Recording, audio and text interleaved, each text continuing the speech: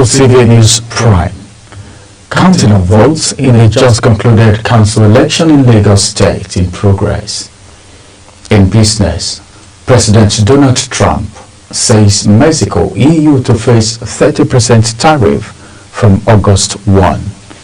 And on the foreign scene, United Nations warns against violence and mass displacement in Haiti. And in sport, Chelsea set to stop Paris Saint-Germain in Club World Cup final. Hello and welcome to all our viewers in Nigeria and around the world to News Prime on Global Television. Coming to you live from the nation's capital, Abuja, I am Ramsey Enoch Agbo. A quick reminder that Global Television is on DSTV channel 365 and Star Times 276. Now the news in full. Vote counting has officially commenced at polling units in 024 in Ward B, Makoko area of Yaba, Lagos, making the wind down of the 2025 local government election across the state. However, the conclusion of the poll has been overshadowed by a pervasive low voter turnout, raising questions about the exercise overall impact. This concern comes as officials at polling unit 002, located in the same Ward B, continue to await the arrival of voters even as counting began elsewhere. Despite a generally peaceful atmosphere reported across various polling units, voter turnout remained significantly low in many parts of Yaba at Ward F12, situated along Iwaya Road. Voting still ongoing as press time, with officials describing the turnout as notably lower than anticipated. The House of Representatives has begun a sweeping investigation into alleged unethical practices in the disbursement of students' loans under the Nigerian Education Loan Fund, that is, NEL Fund. Our correspondent, Anita Patrick, has the details. The probe follows a resolution passed by the House in May, mandating a joint committee to look into alleged financial irregularities in Nigerian Education Loan Funds, NEL Fund operations. Concerns raised include fund diversion, regulatory breaches, and other unethical practices said to be undermining the integrity of the student loan scheme. But at this investigative hearing, key stakeholders were notably absent, prompting lawmakers to issue a 48-hour ultimatum to the Central Bank of Nigeria, the Ministers of Finance and Education, and other relevant bodies to submit their memoranda. The National Orientation Agency condemns the alleged misconduct, calling it sabotage against both citizens and government efforts to expand access to higher education. This hearing is therefore structured to achieve specific objectives. First, to verify the authenticity of the reported allegations of mismanagement and lack of due diligence in the loan approval and disbursement processes. Lawmakers warn that administrative failures and deliberate abuse must not be allowed to derail a policy as crucial as students' financing. At a technical session, committee members questioned the unexplained absence of NEL Fund's Director of Finance and criticized the agency's failure to present documentation supporting its appropriations and expenditures. In his presentation, NEL Fund Managing Director Akintunde Soya disclosed that the agency has received a total of 203 billion naira, comprising 10 billion from the national budget and 143 billion from Debt Fund and 50 billion recovered by the EFCC as proceeds of crime. To objectively look into the allegations before us, to interrogate the operational processes guiding the disbursement of student loans, to examine compliance within existing legal and ethical frameworks, to recommend actionable solutions to ensure that the student loan system fulfills its intended purpose. There are issues that we may likely must have to call the finance minister, and that means the public hearing is now being delayed by you, and therefore the chairman, that is the way to go about it. Let him just provide some of this information, since he has the resolutions, and every other agency here representing his institution should also have this resolution. As the investigation deepens, the House says it will leave no stone unturned to ensure transparency and restore public trust in the Student Loan Initiative. Annie T. Patrick, Global Television News. The Imo State government has issued a directive to herders across the state to end open grazing on or before July 24, 2025. As part of efforts to promote peaceful coexistence and safeguard a public order. The announcement was made by the Commissioner for Livestock Development, Dr. Anthony Mbahurike, during a stakeholders meeting with cattle breeders and herders held in Owerri. Dr. Mbahurike emphasized the government's commitment to preserving social and economic stability while ensuring harmonious relations between farmer and herders. A voter getting accredited to vote at polling unit 006 at Denjiji Adede, Lagos Island on Saturday. Voting has commenced at polling unit 006, St. Stephen's Nursery and Primary School at Denjiji Adede, Lagos Island, where Governor Babajide Sanwo-Olu is expected to cast his vote. The voting site to elect chairmen and councillors for the local government areas began at the polling unit at 8 a.m. Another development, the new Nigerian People's Party has explained why it is not fielding candidates in Saturday's local government council election in Lagos State. Election being held across the 20 local government areas and 37 local councils development areas in the state. Speaking to newsmen, the NNPP National Publicity Secretary, Ogini Olabosi, described the move as regrettable but necessary, citing limited options available to the party at the time.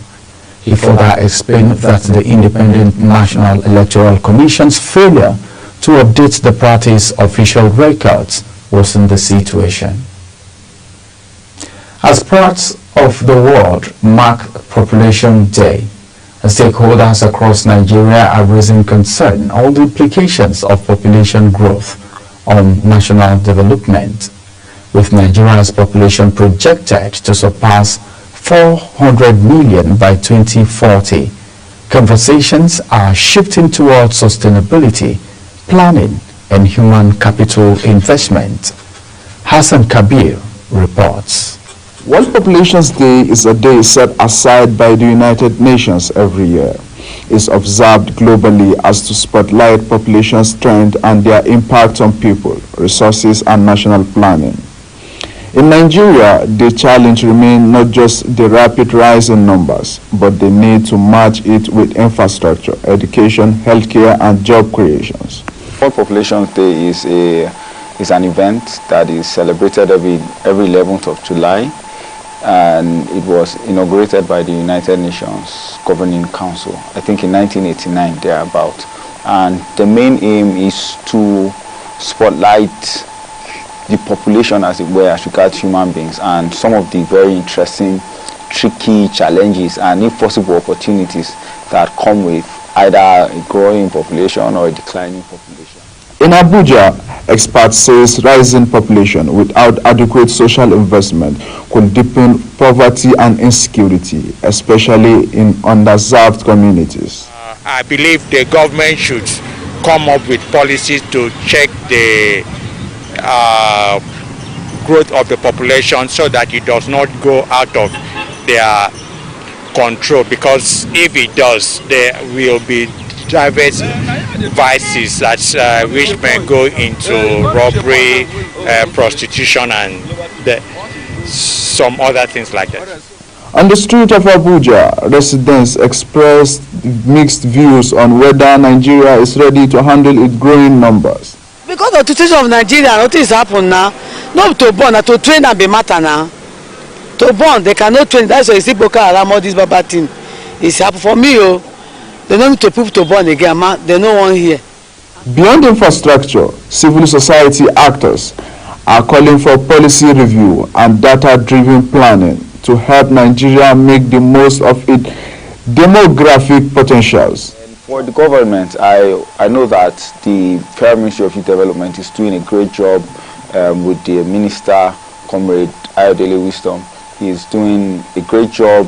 There are a lot more opportunities for youth, and I really would love to say here on air that he should continue, the ministry should continue, and they should keep creating some of these opportunities for young people, because I mean they are the bulk of our population. And if we stay informed and involved, then we'll be able to find out where those opportunities are and take advantage of them. As Nigeria joins the world to commemorate World Populations Day, the call is loud and clear. The future depends on what we do today with our people, our policies and our priorities. Hassan Kabir reporting for Global TV. The Ekiti State Commissioner for Health, Dr. Oye Banji Filani, says the state government is stepping up efforts to make the healthcare delivery attractive and accessible to people in all parts of the state, particularly the grassroots. Oye Banji said the state government have employed 250 nurses, midwives and community health officers. The commissioner spoke at Otun Ekiti while rounding off a two-day community mobilization and stakeholders engagement. Oye Banji said the government provided free national maternal health and childcare services, as well as free laboratory tests and malaria treatment for all residents at the 177 primary healthcare centers across the state under the Basic Healthcare Provision Fund and Elerawa program of the state government.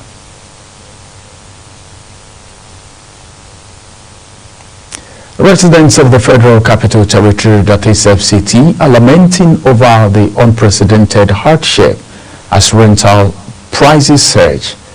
Tenants report staggering price increase in the housing sector as the cost of living has taken a new turn. Sadia Yakubu has the details. The Nigerian capital, Abuja, once known for its affordable housing and well-planned districts, is now among the most expensive cities to live in West Africa. But what's driving these rent hikes?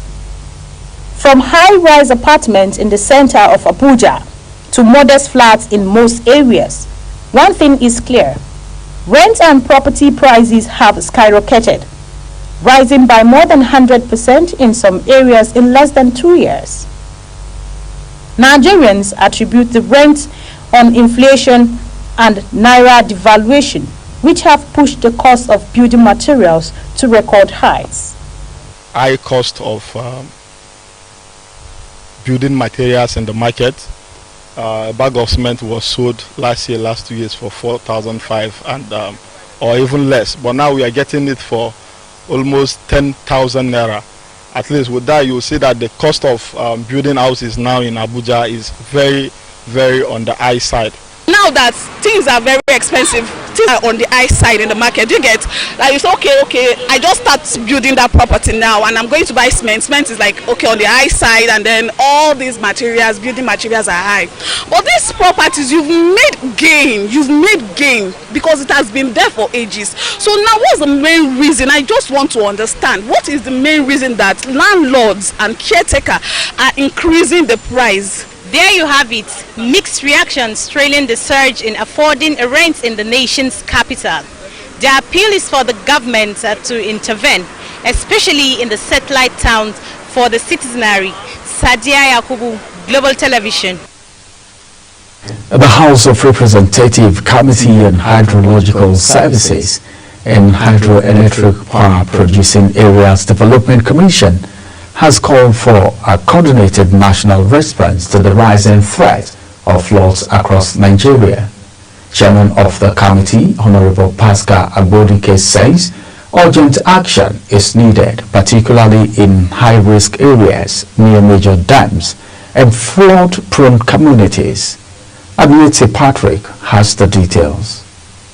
At an interactive session in Abuja with key stakeholders, Chairman of the House Committee on Hydrological Services and Hydroelectric Power Producing Areas Development Commission, HYPADEC, Honorable Pascal Abodike raised alarm over Nigerians' deepening flood crisis, blaming it on climate change, unplanned urban growth and crumbling infrastructure. The lawmaker outlined 4 urgent areas for government action: boosting public awareness, enhancing flood forecasting, rehabilitating critical infrastructure and adopting climate resilience policies.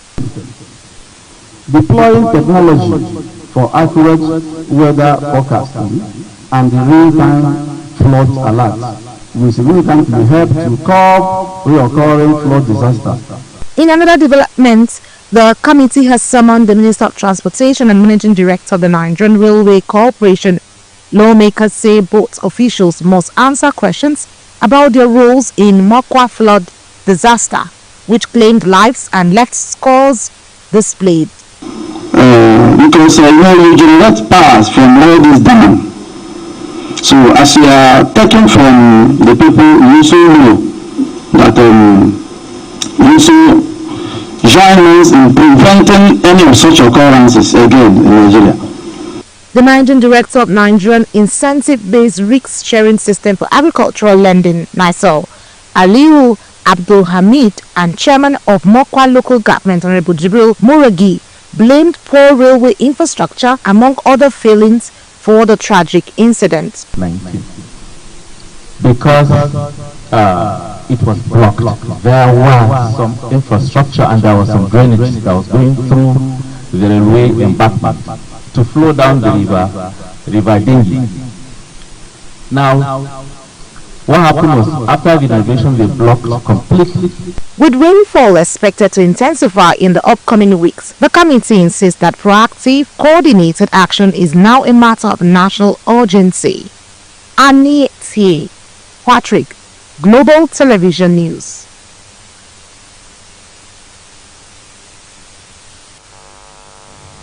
The Senators appealed to President Bola Tinubu to approve 200 million naira as compensation for family of 2-year-old Ifan Omohonia, who was killed by operatives of the National Drug Law Enforcement Agency, that is NDLEA, during a raid in Asaba Delta State.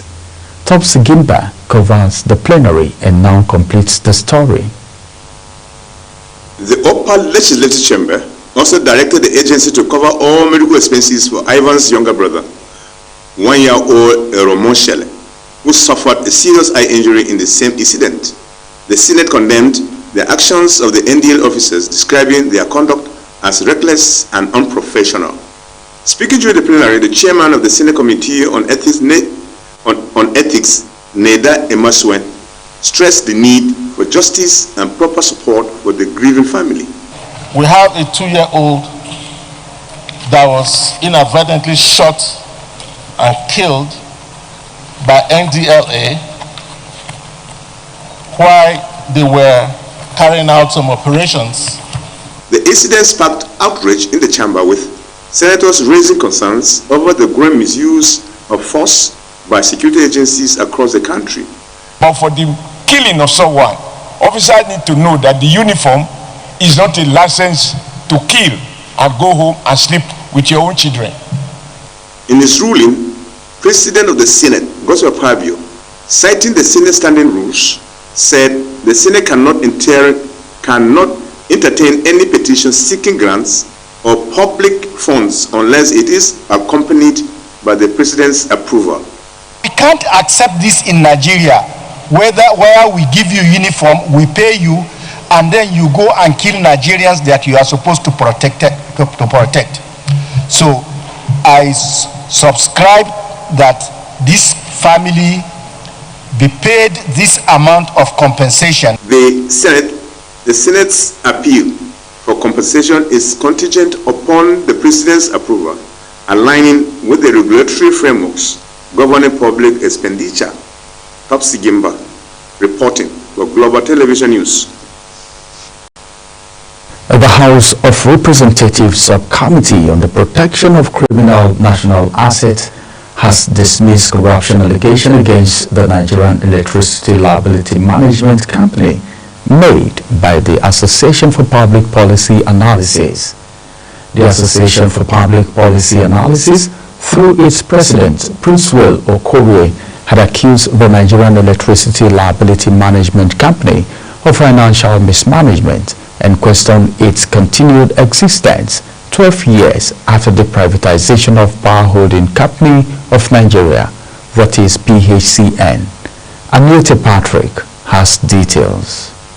At a public hearing, the committee chairman, Honorable Dabo Ismail, confirmed that an investigation was launched and verified that the Nigerian Electricity Liability Management Company, NELCO, remains legally backed by the Nigerian Electricity Act 2023, which mandates it to manage PHCN's remaining assets and liabilities.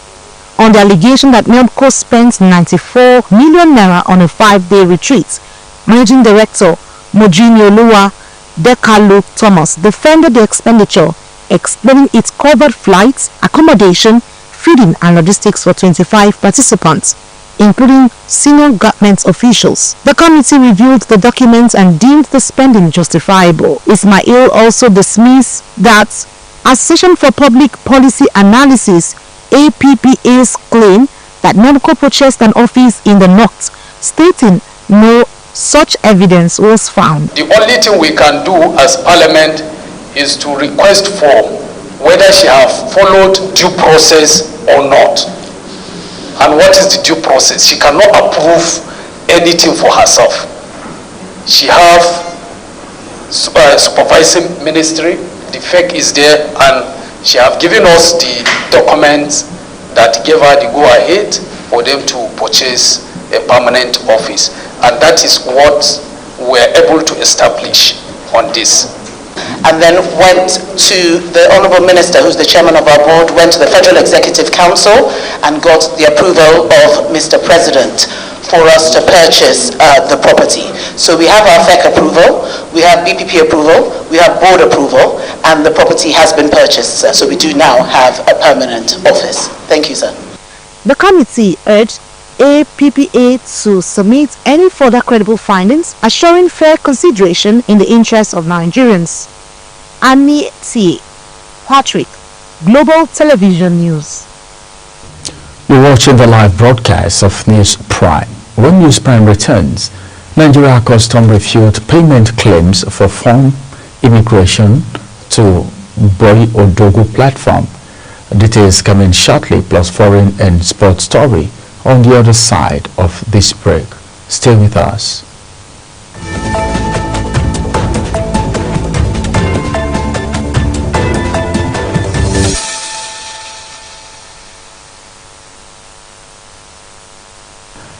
Welcome back. Let's quickly take you to the world of business, where the Nigerian Customs Service has denied claims that importers or clearing agents are required to pay fees to migrate their Form N from the Nigerian Integrated Custom Immigration System, that is NICIS-2, to the newly introduced B. Odogu Trade Management System. The clarification was made in a statement issued by Assistant Controller Abdullahi Mewada, the National Public Relations Officer, on behalf of the Controller General of Custom, Bashir Adewale Adeniyi, MFR. Mewada explained that the migration process is part of a phased technical transition initiated by the service to ensure the continuity of trade documentation as the B. Odogu platform is deployed across custom area commands.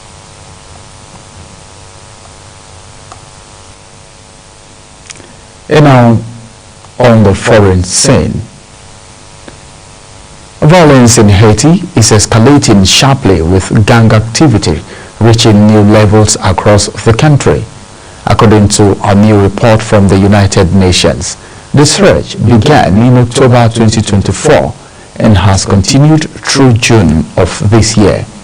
While Port-au-Prince remains a hotspot, the UN highlights the cause in now spreading rapidly into rural regions, where state authority is almost entirely absent.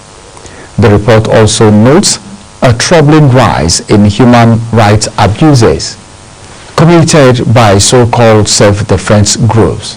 This armed civilians group initially emerged in responses to gang violence, but are now implicated in growing numbers of violations themselves. The UN is urging urgent international intervention, and according to the UN, a mass killing in Port Sunday in the lower Albonite region in October 2024 marked a major turning point. What followed was a wave of brutal attacks, displacement, and growing instability. The UN continues to call for coordinated international action to restore security and protect civilians, warning that without intervention, Haiti's humanitarian crisis will only deepen.